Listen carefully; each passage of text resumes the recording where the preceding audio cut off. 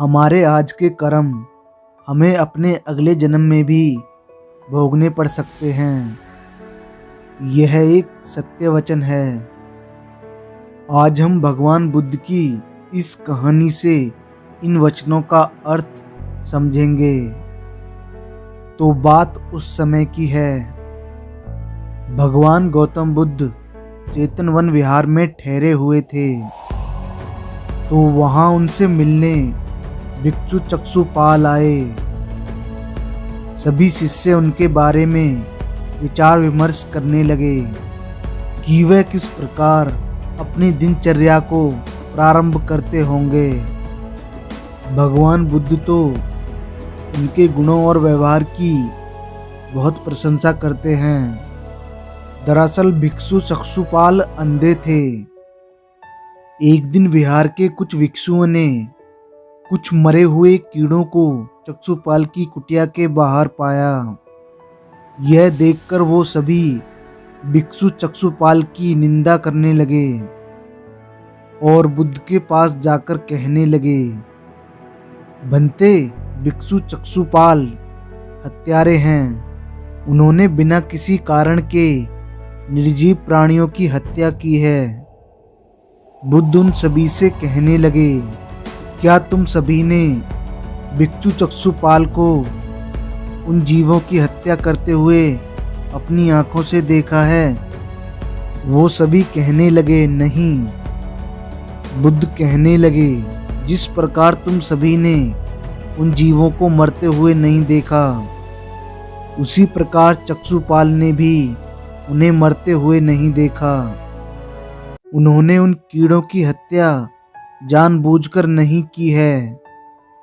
क्या तुम जानते नहीं हो वो दृष्टिहीन हैं?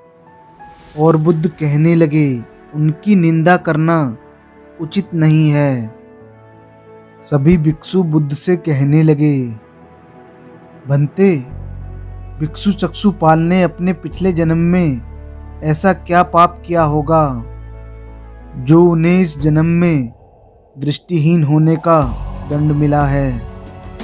बुद्ध भिक्षुओं से कहने लगे, चक्षुपाल अपने पिछले जन्म में एक वैद्य थे। एक बार उनके पास एक दृष्टिहीन व्यक्ति आया। वो उनसे हाथ जोड़कर कहने लगा, आप किसी भी प्रकार मेरी दृष्टि को ठीक कर दीजिए। मैं जीवन भर आपका दास बना रहूंगा। चक्षुपाल ने अपनी औषधियों से उस व्यक्ति की आंखों का इलाज किया और उसकी आंखों की रोशनी लौट आई। परंतु उसने दास बनने के डर से चक्षुपाल से झूठ बोला। वो कहने लगा, मैं अभी भी नहीं देख सकता। यह देखकर चक्षुपाल को बहुत क्रोध आया। उन्हें पता था कि व्यक्ति झूठ बोल रहा है। इसलिए चक्षुपाल ने उसे सबक सिखाने के लिए अपनी दूसरी औषधि से उसे फिर से अंधा कर दिया। वह बहुत रोया, हाथ जोड़कर अपनी गलती मानी, परंतु चक्षुपाल पर इसका कोई भी असर नहीं हुआ। उन्होंने अपने ज्ञान का गलत उपयोग किया, इसलिए प्रकृति ने उन्हें भी सजा दी और उन्हें इस जन्म में दृष्टिहीन बना दिया। यह सत्य है।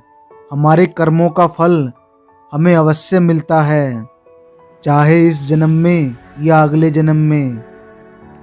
तो आज से ही अपने जीवन का एक उद्देश्य बनाओ कि गलती से भी हमारे से किसी का अहित ना हो और हम अपने जीवन को ज़्यादा से ज़्यादा भले कार्यों में लगाएं। अगर आपके इस वीडियो से रिलेटेड कोई भी सवाल या सुझाव हैं, कमेंट ज़रूर करें।